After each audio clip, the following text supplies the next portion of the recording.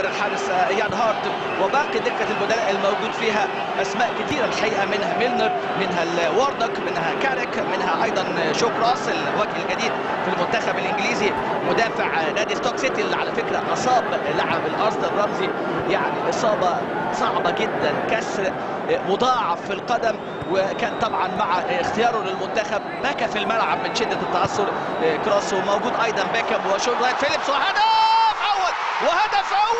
اول محمد زيدان. لسه بنعدد في النجوم والنجوم، لكن نجم محمد زيدان يسطع هنا في ويمبلي، نجم النجوم المصريه محمد زيدان، نجم بروسيا دورتموند يعلن عن تفوق مصري وفرحه كبيره في المدرجات. لسه بنحكي عن نجوم وعن بيكهام وجيرارد ولامبرت، وادي فابيو كابيلو اللي تحدث عن زيدان وعمرو زكي، لكن لم يتوقع ان يفعلها محمد زيدان.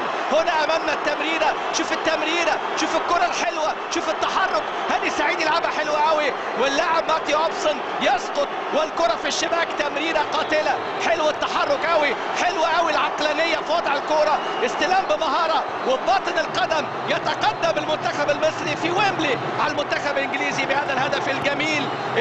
التمريره حلوه وشيء متفق عليه، والتحرك اروع من محمد زيدان، وحدث ولا حرج على اللمسه السحريه الحقيقه في الدقيقه 23. محمد زيدان يتقدم لمنتخب مصر، منتخبنا، بالهدف الجميل.